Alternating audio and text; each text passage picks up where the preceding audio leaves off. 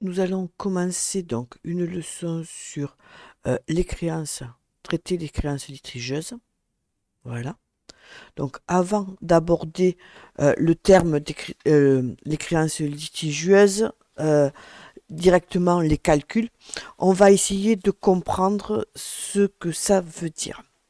Alors, déjà, premièrement, euh, qu'est-ce qu'une créance douteuse ou une créance litigieuse? Donc là, donc, on voit sur Internet, on voit la créance est dite douteuse quand l'entreprise pense ne pas pouvoir la récupérer en totalité ou en partie partiellement, car le client a des problèmes financiers. Une créance est dite litigieuse quand on pense pas ne pas pouvoir la récupérer, mais là, c'est pas parce que il n'arrive pas, c'est parce qu'il conteste son paiement. Donc, on est dans une procédure de type juridique. Donc, pendant un certain temps, le temps du jugement, on ne va pas avoir le règlement du client. Voilà. Donc, un client douteux, c'est parce que, voilà, financièrement, c'est pas le top. Litigieux, il conteste. Donc, résultat pour nous, entreprise, ben, on a vendu des marchandises, les marchandises sont parties et l'argent, il rentre pas. Alors, à première vue, ouais, ce serait pas grave, mais bon, quand même.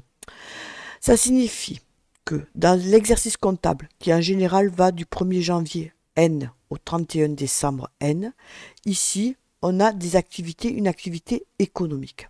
C'est-à-dire qu'on va vendre des marchandises à des clients et on va acheter. Voilà. Donc, ça signifie que à une année précise, par exemple ici, alors là, je vais essayer de faire en direct. On y va.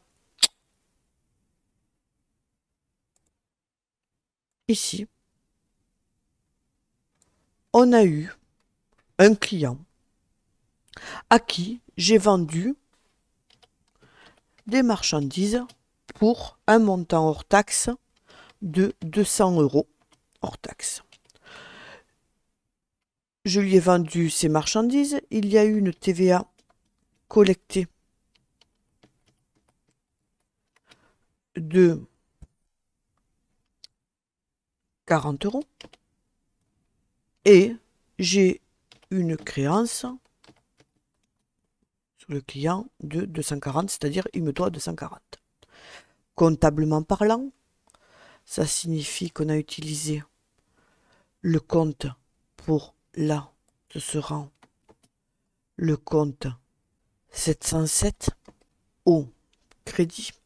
Ça signifie qu'on va avoir un compte 707 pour son montant au crédit de 100. On aura aussi donc la TVA et une créance de 240. Bon, je m'occupe uniquement du compte 707. Ici, pas de règlement, rien du tout. C'est-à-dire que j'ai vendu 200 € et j'ai pas de règlement. Problème, 31 décembre, ça, c'est la période où on va devoir payer des impôts. On va devoir payer les impôts sur les sociétés. Donc, l'impôt. Et l'impôt sur les sociétés,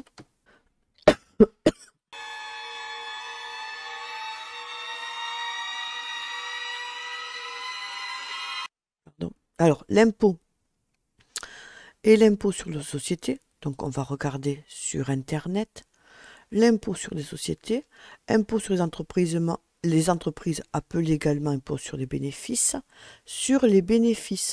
est une taxe prélevée sur le résultat annuel de l'entreprise, c'est-à-dire sur le bénéfice. On va payer un impôt dessus. Son taux varie en fonction du type d'entreprise et son niveau de résultat. Bon, l'impôt, en gros, voilà, il est taux normal de 28% et 31%. L'impôt, donc, pour les entreprises ayant réalisé un chiffre d'affaires supérieur à, il est de 27,5%. Donc, on est entre 28 et 31%. Le problème, si on va avoir ici un impôt à calculer sur le bénéfice. On va dire que cette entreprise n'a fait qu'une vente. Elle a vendu, on sait que le bénéfice, alors on rappelle, chiffre d'affaires est égal au montant des ventes. Le bénéfice ou résultat qui est égal au résultat quand il est positif évidemment, sinon c'est une perte. Résultat est égal aux ventes moins les achats. Voilà. Et qu'est-ce qui se passe là? Il se passe que j'ai vendu 200 euros. Donc, au niveau des ventes, j'ai bien 200 euros. Moins, on va dire les achats, il n'y en a pas. Hein. C'est impossible, mais c'est pas grave. Oh, on s'en fout. Donc, 200 euros. C'est-à-dire, je vais payer un impôt sur quelque chose que j'ai vendu. Et bon, voilà, le client, il ne me paye pas. Il est soit litigieux, il est soit douteux, ou même s'il est litigieux, je dois attendre dans un an. Peut-être l'année prochaine, il me payera. Donc, je pense qu'il me payera l'année prochaine, mais c'est-à-dire que là, je vais devoir payer un impôt sur quelque chose que je n'ai pas reçu. Donc, c'est pour ça qu'en comptabilité, il y a la possibilité de faire passer une dépréciation. C'est-à-dire, on va augmenter le compte charge, c'est-à-dire de manière fictive. À la fin de l'année, donc ici, on réfléchit et on se dit, qu'est-ce qui se passe? Ben, ce client, pour moi, c'est un client qui est douteux. Donc, cette créance client qui était ici, c'est-à-dire ici, on avait 411 pour au débit, comme c'est une créance, pour 240. Alors vous allez me dire, ouais, je comprends pas, là il y a 200, il y a 240 au débit. Ben, c'est normal, puisqu'il ne faut pas oublier la TVA. Donc on y va, on remet la TVA ici, donc TVA de type collecté, 44 571. On a ici donc la TVA 44 571 pour un montant donc au crédit de 40. Donc ça c'est l'impôt pour l'État. Donc qu'est-ce qu'on va faire ici? On va déterminer que ce client est douteux. Donc le client est douteux. Ici on va faire changer le nom du client. Il s'appelait 411. On va lui donner un autre nom en comptabilité qui sera le numéro de compte 416. Donc je vais supprimer le 411. Je vais changer d'identité. Donc ici j'écris 411. 411, il est là. Comment je fais pour le supprimer? Ben, tout simplement, je vais l'annuler et je mets 240 ici. Et je vois ici, hop, ces deux s'annulent. Voilà. Par contre, je vais faire apparaître, je ne peux pas annuler comme ça, il faut une contrepartie. 411 étant mort, vive donc la naissance du client dit douteux qui s'appelle donc ici 416. On revoit bien la racine de 41 clients, d'accord, et évidemment le 240 viendra se mettre au débit. Donc on a toujours cette vente de marchandises avec cette TVA qui a été fait maintenant à un client, mais ce client il est douteux. Et qu'est-ce qu'on va dire? On va dire, ben voilà, en fait, voilà, c'est un client qui est litigieux, on est en conflit avec lui, on attend le jugement. Donc, ben, cette vente, hors taxe, je la mets en attente. C'est-à-dire, j'ai vendu, mais je ne veux pas qu'elle apparaisse sur ma déclaration d'impôt. On va donc gonfler de manière fausse en fait. L'achat. Comment on va faire? On va dire, je pense, voilà, je fais une provision pour 100%, voilà, c'est plus simple, hein, ça c'est pour expliquer le problème. 100%, pas 10%, mais 100%, parce que je pense que je vais 100%, une provision pour perdre. Je pense perdre 100% de ma dette. Quel est le montant de ma créance, excusez-moi. Le montant de ma créance est 200 euros. Donc, je pense perdre 200 euros. Attention, on parle toujours par rapport au montant hors taxe. Ça, c'est un impôt que doit le client à l'État. Nous, on est uniquement qu'un intermédiaire. Nous, notre vraie relation, elle est à ce niveau. Donc, 100% de 200 euros, 200 fois 200, on pense avoir une perte, pas une perte, on prévoit, voilà, une provision, on prévoit perdre 200 euros. Donc, comptablement, ça va se traduire par une écriture. En fin d'année, on va dire, voilà, je pense avoir une perte. Le numéro de compte de la perte sera le compte 68 17. C'est une dotation. Cette dotation,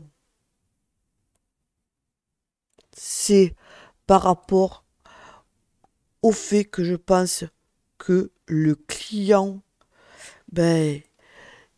voilà, il ne me payera pas le montant. Cette année, voilà, il n'a pas pu me le payer, mais peut-être que l'année prochaine, voilà. Mais pour l'instant, je ne peux pas dire qu'il me l'ait payé. Donc, ici, on va mettre un compte 4 qui rappelle le client et ce sera le compte dotation pour le compte 491. Attendez, petit doute. Non, petit doute sur le comptable, le numéro de compte. Le 491, c'est ça. Voilà. Donc, dépréciation du compte 491. Donc, on y va. Ici, 491 qui sera déprécié. Donc, ici, on va dire, je pense perdre quoi? C'est 200 euros. Donc, on va déterminer qu'on va avoir des frais. Voilà, on crée une charge. 200 euros fictive, puisqu'on a dit que c'était 100% de la provision, par rapport au compte provision du client, 200 euros. Donc, comptablement, qu'est-ce que ça a permis de faire cette écriture? Ça a permis de faire par coup de magie, de dire que mon résultat, il était de combien? Cette année, j'ai vendu 200 euros. Les achats, je n'ai pas eu, mais hop, regardez, achat, c'est la classe 6. Ici, en décembre, je mets bien 200 euros. Donc, 200 moins 200 euros, ça me fait bien. Grâce à la provision, on fait 200 moins 200 euros. C'est égal à un bénéfice de 0. Donc, je n'aurai pas un impôt à payer sur quelque chose que je n'ai pas reçu. Voilà. Donc, ça, c'est pour l'explication à quoi sert une provision. À la fin de l'année, on fait un point sur l'état de mes créances. Les clients, où ils en sont, qu'est-ce qu'ils me doivent. Est-ce que c'est un client qui est douteux, qui a des petits soucis? C'est un litige de toute manière, ou litigieux, c'est-à-dire qu'on est en conflit avec lui, il y a un problème de décision il y aura un problème au niveau juridique, et il refuse de me payer le règlement d'une facture parce qu'il a un conflit avec moi au niveau à ce sujet. Voilà. Donc nous, notre travail, lorsqu'on est en fin d'année, on va regarder ses clients et on va déterminer le montant des dépréciations. Combien je pense que je risque de perdre. Voilà. L'objectif étant de gonfler de manière fictive, puisque on n'a pas eu des achats, on n'a pas eu des charges, mais de manière fictive, le compte achat pour que l'impôt, le bénéfice soit proche de la réalité, puisque les 200 euros n'ont pas été rentrés, et que je paye un impôt réel, c'est-à-dire réellement sur ce que j'ai reçu comme bénéfice. Voilà. Donc maintenant, on va reprendre les différents points et on va analyser un tableau. Alors, dans le premier tableau, vous avez de la mission numéro 1, vous avez un état des créances douteuses. Donc, c'est de l'année N-1 avant taux de TVA 20%. Vous avez ici les noms des clients douteux. Créance TTC, c'est ce que nous devait au 31 décembre N-1 le client. Donc, réellement, ce qu'on lui a vendu, c'est ça. Pour pouvoir passer de là à là, il suffit pour pouvoir passer de là à là, il suffit ici de diviser par 1,20%. D'accord? TTC divisé par 1, TVA égale le hors-taxe. On détermine que le taux de dépréciation, on pense perdre 60%. Comment je vais faire pour le calculer? Je vais donc ici,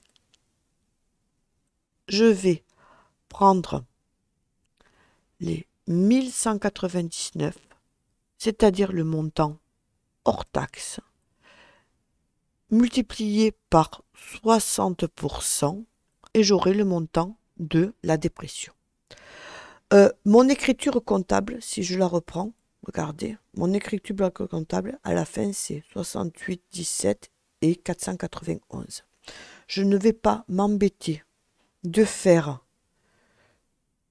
une écriture comptable pour chaque opération. C'est-à-dire que je vais additionner tous et déterminer quel est le montant total de la dépréciation. Elle est de 10 067, c'est-à-dire qu'en N-1,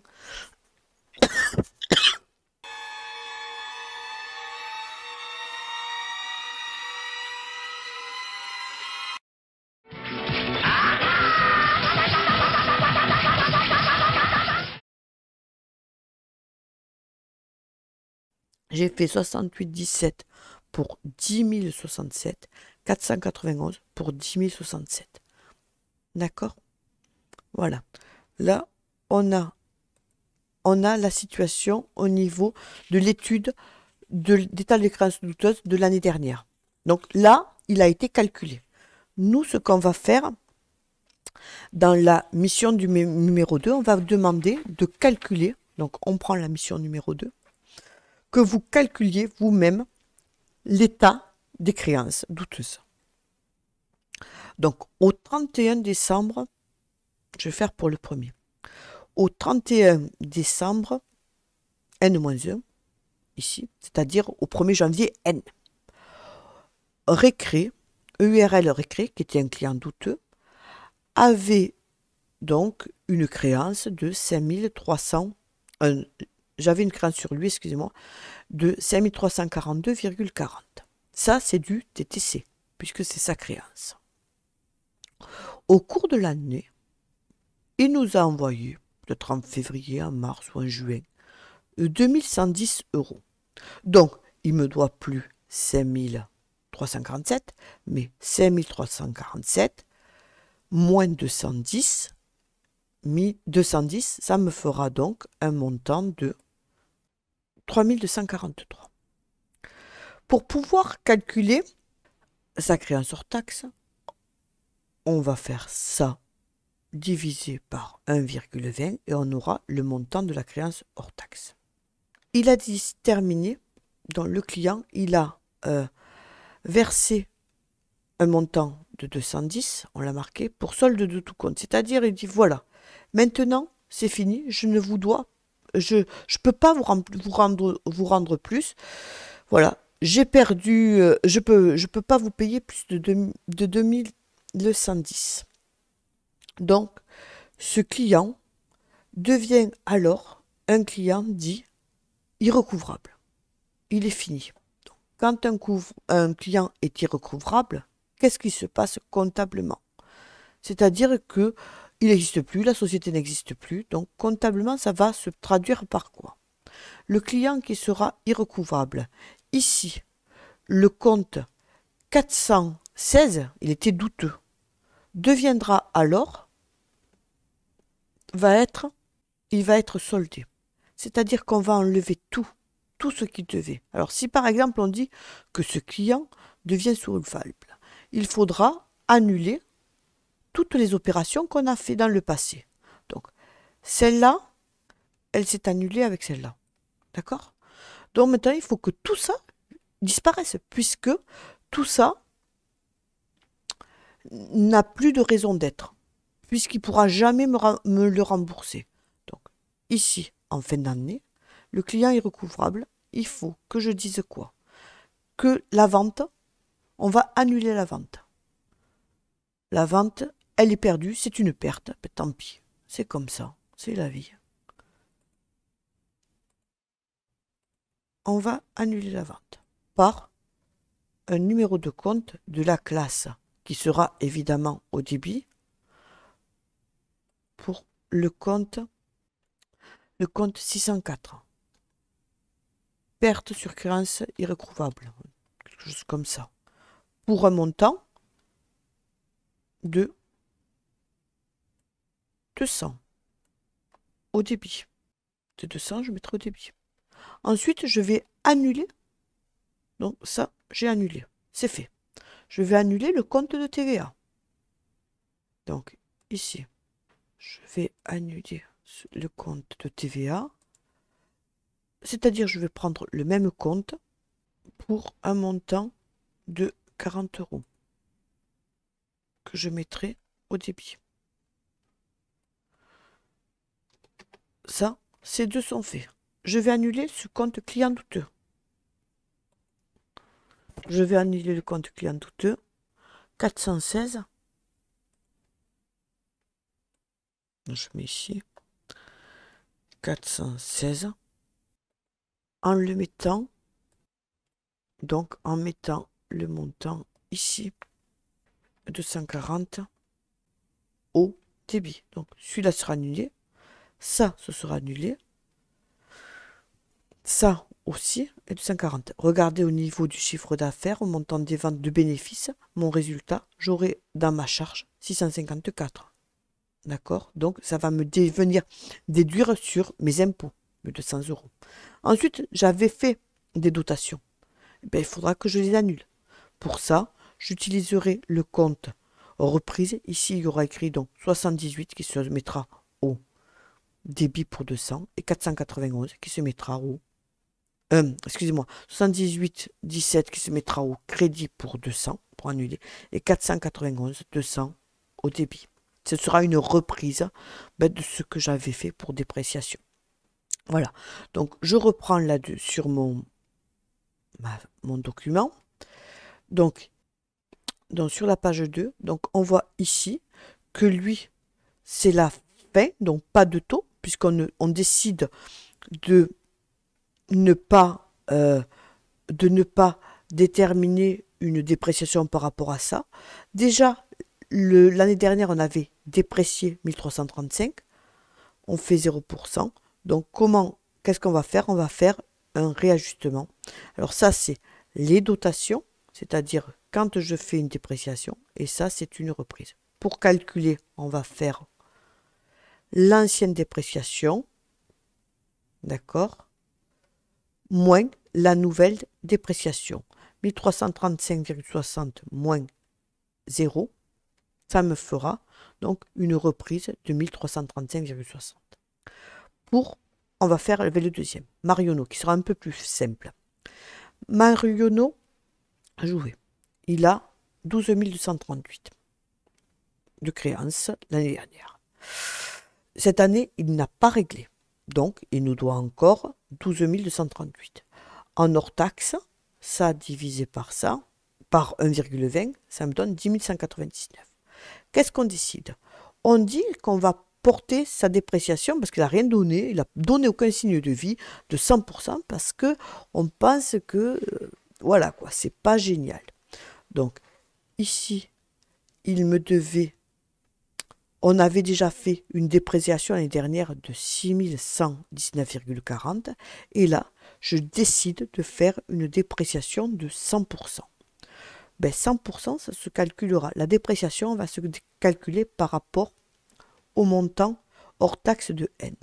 C'est-à-dire, on va prendre le montant de la créance qu'on multipliera par le taux fois 100 divisé par 100. Et ça me donnera la nouvelle dépréciation.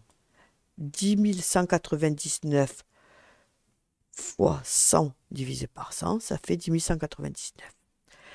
Par contre, on avait déjà fait une dépréciation de 6119,99. On va faire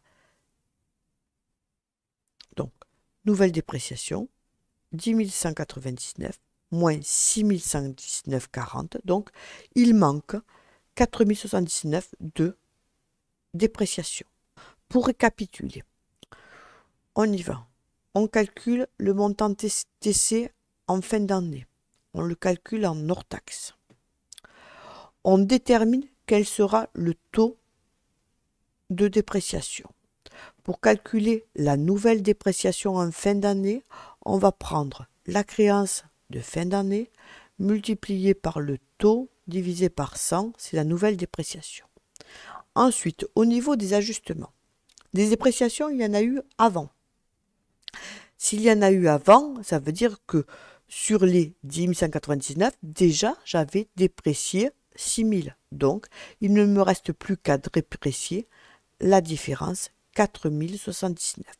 Ça aurait pu être l'inverse, c'est-à-dire que 6000, qui était déprécié l'année dernière, et ici, on aurait une dépréciation, par exemple, de 1000. Donc là, il faudrait, au contraire, réajuster, puisqu'on aurait trop déprécié l'année dernière. Voilà. Donc, vous devez le faire avec Loisirs et Charlotte. Elle a un montant de 3918 de créances TTC. Elle nous a envoyé un chèque de 1160,50. Donc, vous devez calculer le montant que nous doit Loisirs Charlotte. Quand vous avez calculé ce montant, vous allez calculer son montant hors taxe. On divise par 1,20. L'année dernière, elle a eu une dépréciation de 2612. Cette année, on fait une dépréciation de 50%. Donc, vous allez calculer la dépréciation. Vous prendrez donc la créance TTC fois 50% et vous aurez le montant de la dépréciation. Pour l'ajustement, vous regarderez si cette dépréciation est plus importante que celle-là. Si cette dépréciation est plus grande que l'ancienne, dans ce cas, ce sera un ajustement et on mettra la différence. Si c'est l'inverse, si cette dépréciation est plus petite que celle-là, ce sera un ajustement en négatif et on mettra la différence des deux.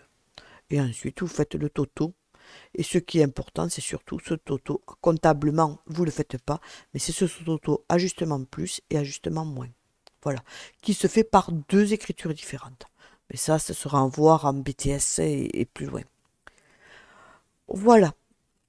Maintenant, on va prendre la mission numéro 2. Alors, dans la mission numéro 2, qu'est-ce qui vous est demandé?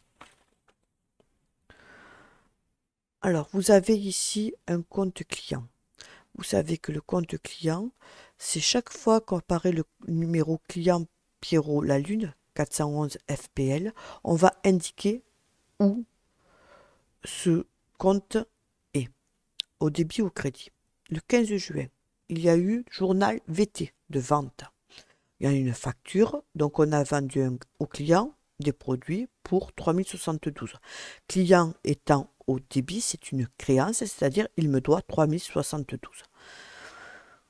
3072 de solde. Le 30 juin, qu'est-ce qui s'est passé? Mon client, il y a eu le journal banque. Dans la banque, il y a eu un chèque de ce client pour un montant de 3072. Donc 512 banques au débit par le crédit de 3072. C'est-à-dire que il me devait 3072, moins le crédit, il ne me doit plus rien. Logique. Le 8 juillet, son chèque est impayé. La banque me dit, il est impayé, donc la banque m'enlève directement de mon compte les 3072 qu'il m'avait donnés. Hop, donc on retrouve, on était à 0 au dernier solde, 0 plus le débit, nouveau solde débiteur de 3072, c'est-à-dire que le client me doit toujours 3072. La banque en plus me fait payer des frais d'impayé par rapport à ce chèque, 25,56, 3096. Je le mets au compte client parce que je vais demander à mon client de bien me rembourser le montant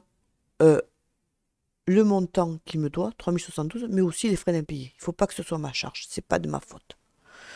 Ensuite, le 30 juillet, je reçois un chèque de mon client pour les 25,56, donc il me rembourse les frais d'impayé. Il me doit 3072. Alors, le solde, le dernier solde me permettra de déterminer ici combien le client me doit. Pour être sûr que c'est juste, c'est simple, on fait la somme des débits, somme des crédits et la différence entre les deux, et on retombe sur nos pattes, c'est-à-dire le montant du client. Le compte 411, on peut voir à n'importe quand, à n'importe quelle date, combien me doit réellement le client. Ici, ensuite, donc pareil pour l'autre client bois et jouets. Alors maintenant, au niveau des questions, on vous demande que signifie, voilà, dans montant hors taxe, calculer la dépréciation pour message du document 6. Alors dans le document 6, après plusieurs relances, client, le dossier Pierrot La Lune, son dossier a été transmis courant octobre à une société de recouvrement, dont les sociétés de recouvrement sont des entreprises qui ont pour travail de se débrouiller pour que notre client nous rende. Elle nous informe des difficultés de récupérer et nous dit voilà, il faudrait faire une dépréciation de 75%. On arrivera peut-être à rattraper 25%, mais on risque de perdre 75%. Voilà, donc ici, dans l'autre, on vous demande à quoi ça sert. Ensuite, suite au courrier dossier bois et jouets, là, il y a l'huissier, il nous annonce que il ne peut plus nous régler. Donc, sa créance est devenue irrecouvrable. Donc, la créance est irrecouvrable. Ça signifie que bois et jouets, les 607, c'est fini. Voilà. Il ne pourra plus me les rendre. Donc, c'est ce qu'on avait vu tout à l'heure. Quand il devient irrecouvrable, c'est-à-dire qu'on va récupérer, annuler toutes les dépréciations passées. On va solder le compte client, on va le mettre en irrecouvrable, on va annuler le montant de sa facture et on va annuler le montant de la dépréciation. Alors, état des nouvelles, donc dans l'état des nouvelles, évidemment, vous allez mettre ici le nom des différents clients, même s'il est recouvrable, on est obligé de le mettre, d'accord? Donc, on mettra le premier, on mettra alors c'est qui est recouvrable? Alors, Pierrot, la lune, il n'est pas recouvrable, donc on mettra Pierrot chocolat, la créance TTC, la créance hors taxe en divisant par 1,20, le taux de dépréciation. Alors, le taux de dépréciation, il est de 75%, et vous calculerez la dépréciation. Donc là, ils ont été gentils parce qu'en fait, ils vous ont pas parlé de dépréciation antérieure. Il n'y a pas eu de dépréciation, c'est la première fois qu'on fait un calcul de dépréciation. Donc vous n'avez pas à vous casser la tête pour faire la différence avec celui de l'année dernière, il n'avait pas eu avant. Et ici, le nouveau client gourmand, Choco Gourmand, qui lui est irrecouvrable, on ne va pas mettre de dépréciation et on le met directement en irrecouvrable pour le montant de la créance hors taxe. Voilà pour celui-là. Ensuite, on attaque un nouveau, donc 3 clients. Voilà, 3 clients, les créances hors taxe et les dépréciations, les provisions qui avaient été faites l'année dernière. Donc déjà, vous pourrez, dans votre tableau, mettre les créances TTC et les... Vous pourrez mettre déjà, par rapport au nom, les dépréciations qui avaient été faites en N-1. Ça, c'est faisable. Ensuite, on prend cas par cas. Le client Madrino a déclaré liquidation des biens. Il convient comme insolvable. Donc lui, on va, pour le client Madrino, il ne nous a même pas payé, il ne nous a rien réglé, et il est insolvable. C'est-à-dire que le client Madrino, ici, on regarde s'il a eu une créance l'année dernière, une dépréciation l'année dernière, oui, de 1120. Donc là, vous marquez la dépréciation et vous allez l'annuler. Vous faites une reprise, puisque là, il n'y a pas de dépréciation, elle est irrecouvrable. Ensuite, Morane, qu'est-ce qu'elle a eu? Alors, elle a réglé pendant l'année 500 €. Donc, ici, et on porte sa dépréciation à 50%. Morane, vous remplissez sa créance TTC. N'oubliez pas qu'elle a 500 € en moins. Vous calculez le hors-taxe. On est ici à 50% de dépréciation, donc vous allez calculer le nouveau montant de la dépréciation, c'est-à-dire ça multiplié par 50 divisé par 100. Elle avait une dépréciation à N-1. Vous regardez entre les deux s'il y a une augmentation ou une diminution. S'il y a une augmentation, ce sera une dotation. S'il y a une diminution, c'est-à-dire que cette dépréciation est plus petite que celle-là, on aura une reprise. Ensuite, on va faire pareil pour Thémanarque. Alors, est-ce ça? Ah non. Donc Thémanarque pense nous régler 60% de sa créance. Attention, il pense donc, on pense perdre 40%. Donc faire attention, ok? Il nous a rien réglé. Donc, au niveau du document, ça ne changera pas, au niveau de la créance TTC. Par contre, ici, il pense nous rendre uniquement 40%. Ici, on a une ligne nouvelle. Cette ligne nouvelle, elle permettra de s'occuper du nouveau client qui est devenu douteux. C'est l'entreprise Bâti Plus. Elle doit une somme de 2550, donc elle doit, c'est une dette de sa part, donc c'est du TTC. Aucun règlement n'a eu lieu, il faut considérer comme douteux une dépréciation de 40%. Donc on pense perdre 40%, c'est une dépréciation de 40%. Voilà donc votre travail à faire. Ensuite, on part sur l'application, donc ça vous faites ça, et sur l'application, alors l'application, vous allez donc, oh mince, ça a été fait, voilà, je vous ai parlé donc de l'application et tout. Voilà, donc c'est fini donc pour cette leçon. Bien faire attention au niveau, donc je reprends, au niveau de l'analyse des tableaux, au niveau le TTC par rapport au hors-taxe, quand il y a des règlements qui sont faits, s'il y a des dépréciations avant, attention, les taux, c'est les taux de dépréciation et pas les taux de remboursement probable, le calcul des nouvelles dépréciations, les ajustements, on regarde la nouvelle dépréciation par rapport à l'ancienne, si la nouvelle dépréciation est plus grande que l'ancienne, ce sera un ajustement en positif. Si c'est l'inverse, ce sera un ajustement en négatif. Si la personne est irrecouvrable, on ne fait pas de provision et on reprend les anciennes provisions passées. Voilà. Voilà, c'était la fin de la leçon sur les créances douteuses. J'espère que vous avez compris, c'est un peu difficile. Putain. Rien compris, moi. C'est de la comptabilité. Là, on voit le côté uniquement tableau, mais c'est comptable derrière. Et il faut toujours penser que derrière, il y a l'idée de l'imposition, payer les impôts et payer de manière la plus juste possible, c'est-à-dire pas payer un impôt sur quelque chose que je n'ai pas reçu. Voilà.